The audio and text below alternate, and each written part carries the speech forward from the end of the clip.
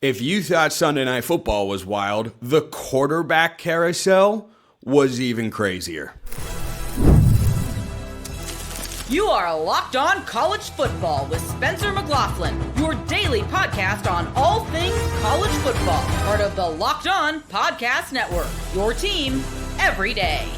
Welcome, everybody, to another episode of Locked On College Football. I'm your host, Spencer McLaughlin. Thank you all so much for making this your first listen or your first view every day. It is part of the Locked On Podcast Network, your team every day, the number one sports podcast network out there. Thank you all so much, especially my everydayers, for helping make that the case. Indiana made some big-time splashes. Arizona State taking a bit of a gamble. A lot of Big 12 quarterback news on today's show, which is brought to you by our friends over at Game Time. Download the Game Time app, create an account, use the code LOCKEDONCollege for $20 off your first purchase. So, Brendan Sorsby to Texas Tech, according to On3, for a reported roughly $5 million. Do you think that's overpaying? Drop your thoughts in the comments below. Curious to hear what you guys have to say.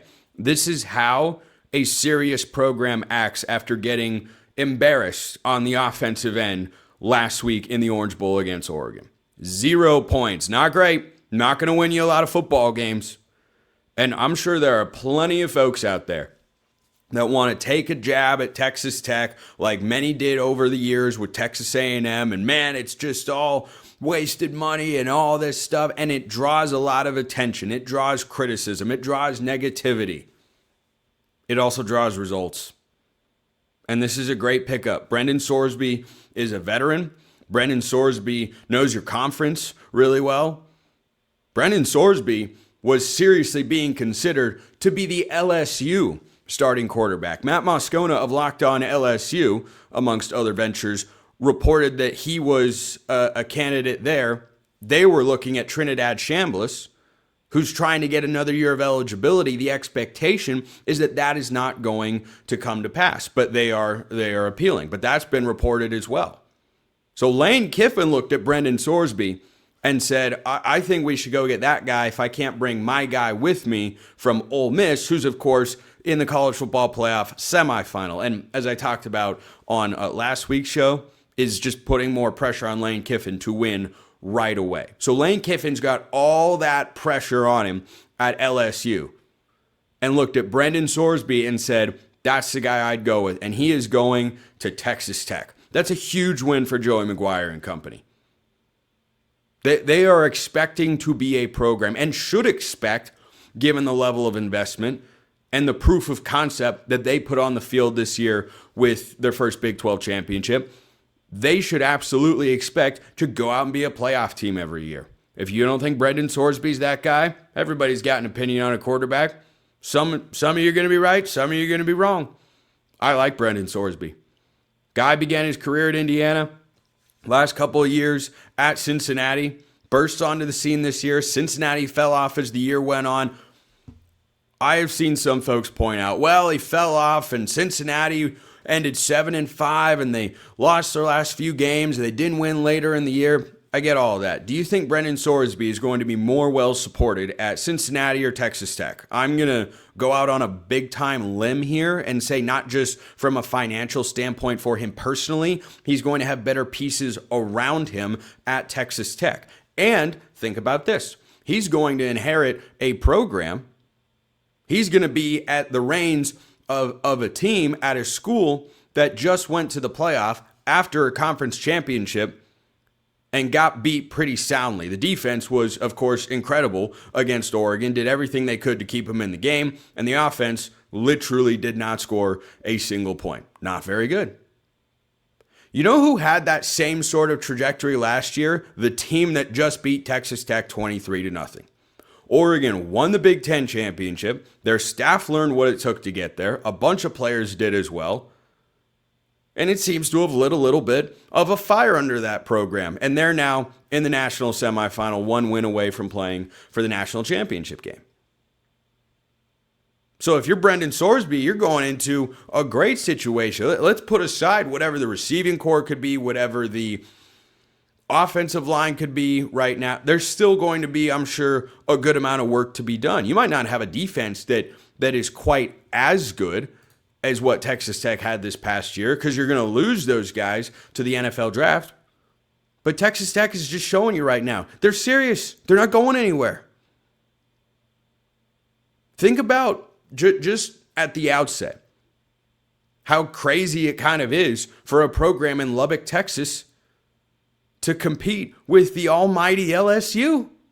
They go toe-to-toe and they can win, and maybe they outbid them. I mean, LSU's all in on winning. I imagine that offer wasn't anywhere below $4 to $4.5 million, and maybe Texas Tech outbid him and got him for $5 million. But whatever it is, they feel like he's going to be able to deliver what Behren Morton didn't. And look, I don't think it was all on Behren Morton last week. I think he played a poor game and did not read the defense very well in a number of areas, didn't get the ball out on time, failed to push it consistently down the field with any sort of effectiveness. But sometimes you run into a great team and they just get you, and you got to tip your cap and say, all right, you know what? Let's get back to the drawing board. Let's figure out as a staff, now that we know what it takes to get to this point, what did we do wrong? How do we go forward? And I think Brendan Sorsby can not just win you a Big 12 championship, I think he can get you back to the college football playoff, and I think he can get you to win a game or two in the college football playoff. He does more with his legs. I'm curious to see if Mac Leftwich decides to make that a part of the Texas Tech offense next year, because Behren Morton, especially once he got dinged up so many times, really couldn't run. Is quarterback run going to be a big part of the game? Maybe it's a small thing. Maybe it is, maybe it isn't. But Texas Tech schedule next year, pretty darn favorable. Pretty darn favorable. It's not exactly a murderer's row compared to some of the other schedules in college football. I don't think it's a cakewalk the way that some folks, probably in SEC country, think that it's going to be. And it's also hard to know right now, before the portal has played itself out, before spring ball has played itself out, and before we actually see the teams take the field, exactly how tough the schedule is going to be. But you've got your road games at Baylor, at Cincinnati. I tell you what, that'll be a little bit of cinema in the Big 12. At Colorado, at Oklahoma State, who's going to be vastly improved. I'll talk about them tomorrow on the show. They got some big moves over the weekend done. Arizona, Arizona State, TCU, Houston, West Virginia. I don't think it's a cakewalk, but is it manageable? Yeah. Yeah, it's absolutely manageable. But there are also 4 or 5 teams on that schedule that could go to the Big 12 championship game. But everybody's chasing you. After you went out and proved, hey, we're the best team in the conference this year, and we plan to be the best program in the Big 12 going forward, well, you're going to get everybody's best shot. Everybody's going to put that bulletin board material up, and it might come down sometimes to Brendan Sorsby. You know what? Behren Morton was darn good this year. Was not good against Oregon, but he was darn good the rest of the year. Did not lose a game. Did not lose a game this year. Brendan Sorsby can win you the Big 12. Well, you got to at least start there. And I think it's pretty telling that LSU was trying to go out and get him when the options at quarterback in the portal, boy, the names, the stories, they were flying around constantly, and I've got more to get to. But let me know your thoughts in the YouTube comments below. Hit me up on Twitter, however you want to get in touch. Indiana had a great weekend. First, this episode brought to you by our friends at FanDuel. Fridays already feel different during basketball season, and FanDuel is making them even better. Every Friday night before the games tip off, FanDuel gives fans a new way to kick off the weekend with NBA Happy Hour. NBA Happy Hour is your official pregame, a limited time window where special offers drop right inside the FanDuel app before the action starts. And if you want to bet the remaining college football playoff games, whether it's Miami minus 3.5 against Ole Miss, or Indiana minus 4.5 against Oregon. If you think you know how those games are playing out and you can do better than me, and look, against the spread, that's not exactly a difficult thing to do. FanDuel is indeed the place that you want to go. Point spread, money line, point total, prop bets, futures, it's all there. It's all there. I cannot wait until FanDuel drops the over-unders. That'll have to wait probably until after the portal season, but boy, there's going to be a lot of interesting stuff. So, if you want to bet the NBA, FanDuel's the way to go. Before tip-off, check the FanDuel app and see what's dropping during NBA Happy Hour every Friday from 6 to 7:30 p.m. Eastern. A little basketball, a little action, and a whole lot of Friday energy. That's NBA Happy Hour, only on FanDuel, the official sportsbook partner of the NBA. Indiana had a great day. Their rise to the top of college football, and I think they're going to win the national championship here in the next couple of weeks, is one of the most remarkable things I have ever seen in the history of this sport, or frankly, any sport. There isn't really a precedent for taking a bottom dweller program in a major conference and elevating them not just to a conference championship level in 2 years, but a national championship level. And Indiana, if you think they're going away, I have news for you. They are not. Now, I do want to take this point in time to emphasize how ridiculous it is that all of this is happening while the season is still ongoing. Notice that's not happening in the NFL because they have their heads screwed on when it comes to the calendar. And it's also just ridiculous on its face that Indiana has to both prepare for Oregon, that Oregon, who added a punter, that was their biggest portal move so far, they're having to prepare for the game while also preparing to host kids on visits and figure out what their roster is going to be next year. And Dan Lanning's got 2 coordinators who have to juggle getting ready for the game on Friday and also, by the way, manage the transfer portal as they're going to be head coaches at Cal and Kentucky, respectively, being Tosh Lupoi and Will Stein. So it's all ridiculous, but Josh Hoover to Indiana is a home run. Josh Hoover is my favorite quarterback that has moved in the transfer portal. And look, I've said for a long time, sometimes my takes are wrong, and sometimes they're very, very sharp. And I have been saying for months, my everydayers know this here on the show, this is going to be a much deeper transfer portal class than the one you had a season ago. And there were some big names last year. John Mateer, Carson Beck were 2 of the biggest names. They were in the college football playoff. Darian Mensah was a big name, went to Duke, won an ACC championship. However that came to be, it happened. And Darian Mensah was a big reason why. Their defense stunk. So Josh Hoover is going to have the Indiana Hoosiers right back into the college football playoff and right back into the national championship discussion in 2026. He's an experienced passer. Dude can really spin it. And then, of course, the logical next question that you ask for a guy that has pretty prototypical size, good mobility, good arm, has got the ability to make really every throw on the football field is, well, what are his weapons going to be? What's he going to be throwing to? Because you're going to lose Omar Cooper. You're going to lose Elijah Surratt. You're not going to have those weapons on the perimeter, right? Well, how about Indiana just goes out and gets Nick Marsh from Michigan State, who was one of the 5 best players at his position when the transfer portal opened on Friday, January 2nd. And I talked about him previously here on the show. I said, I think this guy can be a number 1 receiver. Nick Marsh has come nowhere close to maximizing his potential. Indiana is the perfect spot. It was one of the places I mentioned as a great landing spot because his style of play at wide receiver, not every receiver, even talented ones, fit a given system or a given roster. Think Zachariah Branch, for instance, at USC. System-wise, I think it should have been fine, but there were just a lot of bodies there, and I don't know that it was actually a one-to-one perfect fit. And USC had other options in Mekhi Lemon and Jacoby Lane who are going to the NFL, but Zachariah Branch goes to Georgia, and that was a phenomenal addition for the Bulldogs in the offseason. So one team's we can't make it work is another team's this is a perfect fit. Nick Marsh is a perfect fit at Indiana because what they have succeeded with over the last couple of years, primarily on the perimeter, have been big-bodied, physical receivers that can catch the back shoulder fade. That has been the hallmark of the Indiana offense. Anytime they need a big play, Indiana is either throwing a back shoulder fade or to the sideline or a slot fade as they did in the Big Ten championship game to clinch it against Ohio State. Nick Marsh is that kind of guy. He spent 2 years in a Jonathan Smith offense that is certainly effective, but is not exactly exquisite when it comes to maximizing the production for wide receivers on the perimeter. They want to run the ball, and they run a lot of play action. They use their tight ends very well. It's a better offensive system for that.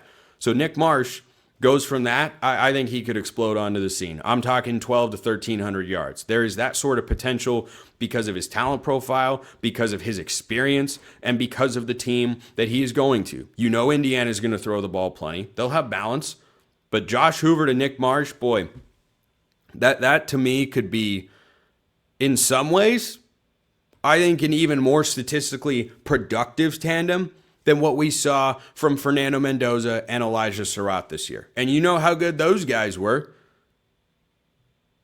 But Mendoza didn't even throw for 3,000 yards. I think Hoover could. Maybe doesn't need to.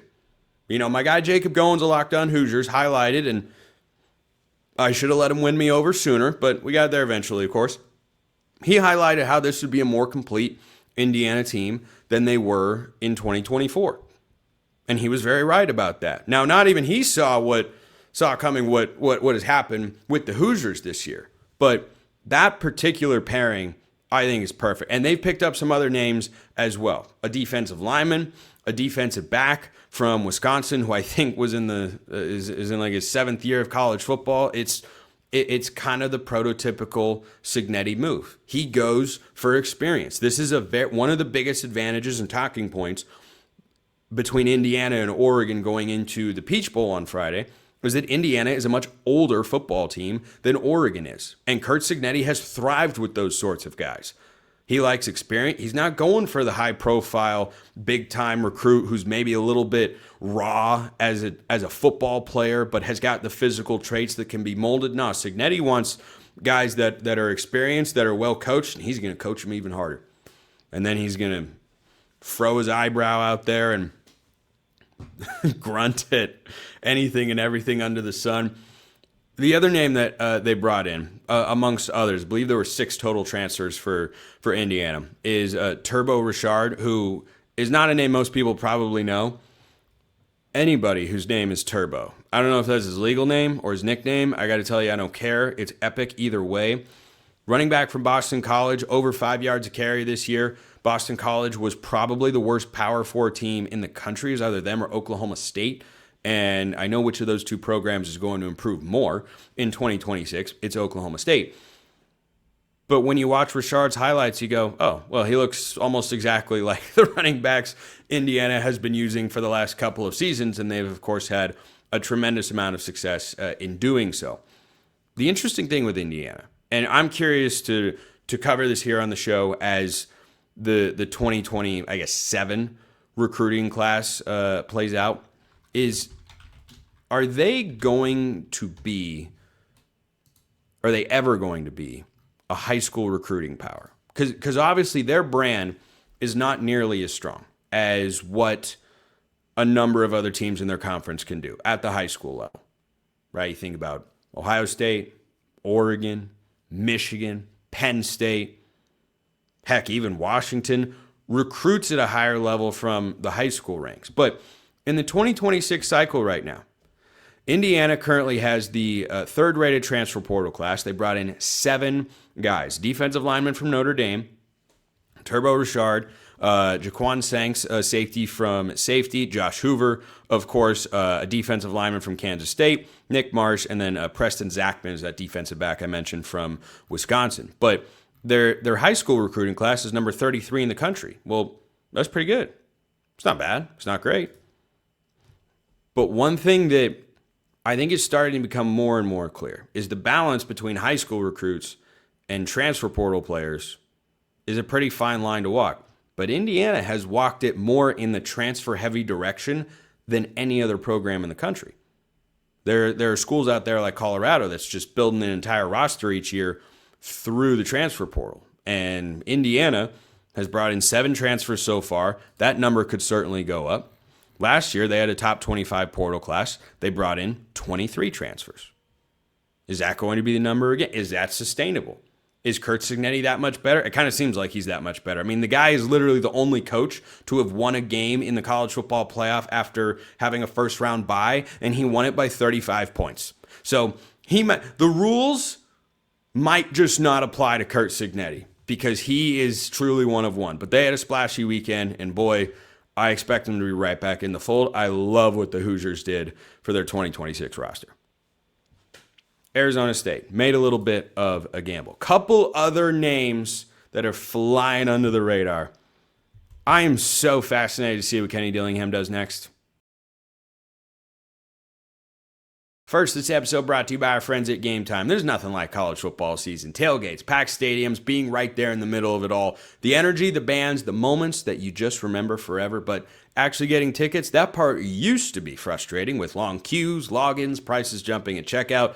That's why Game Time gives the advantage back to fans. It's the easiest way to unlock amazing college football tickets and experiences in just a few taps. I've used Game Time to go to college football games, to go to college basketball games, to go to comedy shows, and I've had a great experience every time. I save money using Game Time. The process is better. I've got all-in pricing, so I don't get slapped with late fees and taxes right at the end, and that bugs the crap out of me. Game Time says, get rid of that. All-in pricing is the way to go. Zone deals, they'll stand out. You pick the section. Game Time picks the seats, and you save even more. Take the guesswork out of buying college football tickets with Game Time. Download the Game Time app, create an account, use the code LOCKEDONCollege for $20 off of your first purchase. Terms apply. Again, that's code LOCKEDONCOLLEGE, LOCKEDONCollege, all one word, for $20 off. Download the Game Time app today. I'm going to talk about 3 quarterbacks to wrap today's show, and just know these are not all of the quarterbacks that change schools. I'm not going to get to Rocco Becht today.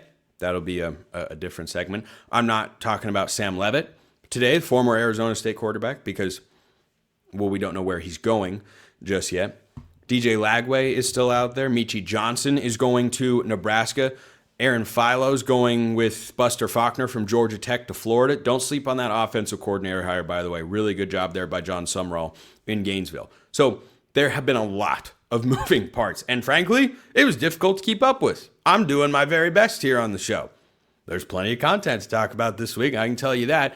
Not the least of which is Cutter Boley. So this is one of the most fascinating moves of the transfer portal cycle so far. Cutter Boley was at Kentucky this past year. He spent a couple of seasons in Lexington, and initially there were some folks in that part of the country that thought he was going to stick around as Will Stein came in, but Oregon's backup, former 4-star prospect Austin Novosad, he's going to enter the transfer portal, and probably, it's not a guarantee, but it's possible, he goes with Will Stein to Kentucky, or maybe Sam Leavitt's been potentially tied to Kentucky as I record this show. We'll see.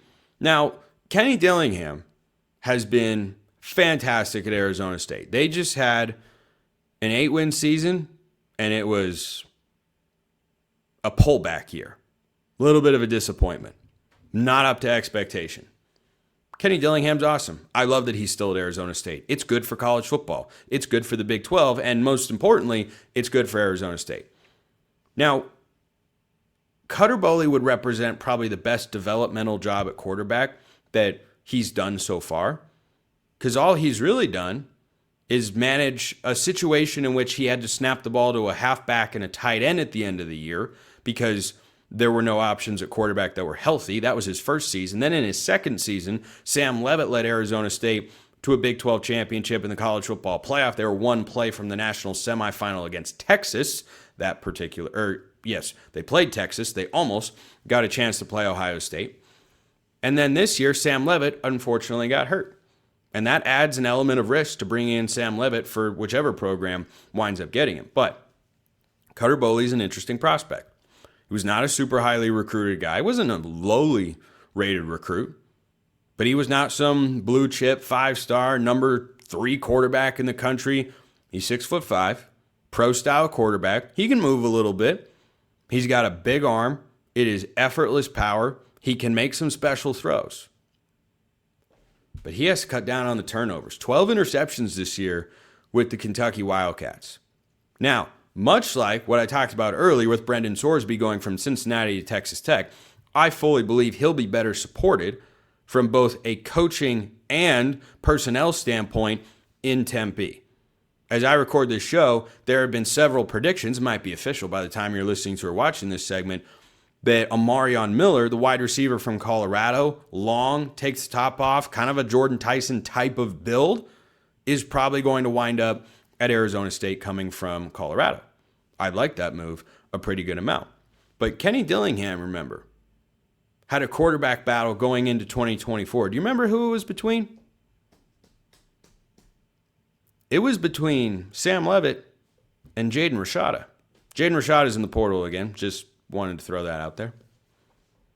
But Cutter Boley is someone that has tremendous upside, and Sam Leavitt is someone that had tremendous upside as well and was overlooked a little bit relative to his talent profile. He went to Arizona State, and he thrived. If Cutter Boley comes to Kentucky, from Kentucky to Arizona State, and he bursts onto the scene and starts winning games at a high level and starts looking like an NFL caliber guy and generating that sort of buzz, and people start asking the question, does Arizona State have the NFL to keep Cutter Boley around? He's getting attention from all sorts of bigger programs. That would certainly stink if you're Arizona State on that side of things, but on the other side, it would mean things are, number one, going very well, and number two, it would mean Kenny Dillingham would start to develop a serious reputation. Because Sam Leavitt wasn't some big hot name. He was a 4-star quarterback. There are a lot of those in any given recruiting cycle, both in the portal and the high school ranks. There are a lot of those sorts of guys. I mean, frankly, I was surprised when Sam Leavitt got the job. I thought it would be Jaden Rashada. Plenty of folks in Tempe thought that, and then Kenny Dillingham realized, this Sam Leavitt guy is better. We're going to win more games with him. Yeah, that was the right call. Because Jaden Rashada is now going to go to his 4th school in 3 years, pretty much. So if you take Leavitt, make him into the prospect that he now is, being courted by schools like LSU and potentially Oregon. Indiana, I think, was maybe in the fold. Kentucky. I mean, this might be a little quarterback swap here. It's happened before, kind of. If Cutter Boley goes to Arizona State and succeeds, this is definitely a risky move. He's not a proven quarterback from a winning standpoint. But if you're able to win games with him, Arizona State will start to become a transfer destination for elite quarterback prospects in the portal in the coming years. Because they'll say, Sam Leavitt, Cutter Boley, yeah, they all work with Kenny Dillingham. So he's certainly taking a chance, and Boley's got interesting film. He can make really, really exciting throws. He's also made a lot of mistakes, which was actually the scouting report on him coming out of high school as well. So if Kenny Dillingham is able to clean that up and just make him 62%, 2,500 to 3,000 yards, 25 touchdowns, and 8 or fewer interceptions, Arizona State will be right back in the Big 12 championship mix. So that's one that might fly under the radar. I didn't want it to be off your radar whatsoever. But here are 2 other under the radar names. So let me start with Lincoln Kienholz. This is the most kind of shot in the dark, even more than Cutter Boley, because Lincoln Kienholz just hasn't played very much football.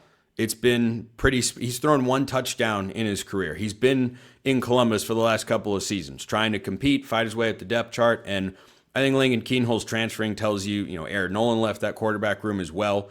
He's in the portal. He was at South Carolina, backing up Lenora Sellers, and we'll see where he winds up. But Kienholz is a guy who has got plenty of potential, was recruited to Washington once upon a time, wound up going to Ohio State. I think if Julian Sain had decided to go elsewhere or had other plans, then yeah, I think Lincoln Kienholz could have been the starting quarterback at Ohio State. He went to Louisville, who had their running back, by the way, Isaac Brown. He went in the portal, decided, nope, I'm going to come back. Not long after Kienholz got announced. That's a good backfield. Jeff Brom as a quarterback coach. Tyler Shuck looks like the best rookie quarterback in the NFL right now. And look, he was at Oregon, then he was at Texas Tech, but it was when he got to Louisville that his draft stock really started to elevate. And Lincoln Kienholz is very raw. This is a smart decision by the young man. Very, very smart. It was not perfect with Miller Moss this past season. By the way, Louisville was an 8-win team and beat Miami, who's 1 win away from going to the national championship. If you're a quarterback that is looking to find a home that is going to develop you immediately, we'll see what kind of weapons. You got a good running back in there because Isaac Brown was going to be one of the top backs in the portal. Louisville gets him. What can you get out of Lincoln Kienholz? We're going to find out because Jeff Brom is as good of a quarterback, coach, and developer as there is in all of college football. So I really like that pairing. I think that is a smart landing spot for Lincoln Kienholz. The other name that, I don't know. I'm not as bullish on this one. Colton Joseph is transferring from Old Dominion, where he just led the Monarchs to a 10-win season, a bowl game victory. He's a 59% completion guy at Old Dominion. Now he runs, he can move. He's got good running ability. I believe he was over 1,000 yards or around 1,000 yards rushing the ball this year for Old Dominion. he actually matched up this season with 2 college football playoff teams and another Power 4. Played Indiana, played James Madison, and played Virginia Tech. The best of those games was against Virginia Tech, who fired Brent Pry, and now you've got James Franklin in charge. Colton Joseph is going to Wisconsin. And Luke Fickell, when they announced that he was coming back for 2026, it surprised many, myself included. They started winning some games. We'll see if that translates. Maybe I just think too highly of Wisconsin. With all the guys in the portal, I thought they'd be able to find somebody better than this. And look, there's some potential. There's some nice traits there. Is Wisconsin suddenly going to start running their quarterback a bunch? I mean, maybe. That's kind of what Luke Fickell did with Desmond Ridder when they went to the college football playoff as an undefeated team at Cincinnati. They have struck out the last couple of years in the portal quarterback market, and it looks like they're going to try again. Now, maybe he's just being brought in to compete. Maybe they've got some other guys. I don't know. Maybe I'll have to talk to Ryan Herrings of Locked On Badgers, but that move didn't make a lot of news. But I think we could very well look back, and that could be kind of a Jackson Arnold type move where you took a little bit of a gamble in a year where it had to work, and Hugh Freeze has now been fired, and Colton Joseph could be that for Luke Fickell. Or maybe he's a savior. Maybe he's the savior of Wisconsin football. We'll just have to wait and see. But of all the quarterback moves, that's one where I went, maybe. That could be all right. The last time I haven't felt that since the last transfer quarterback Wisconsin brought in. So take that for what it's worth. Appreciate everyone listening. I'll see you next time. Until then, hope you all have a wonderful rest of your day.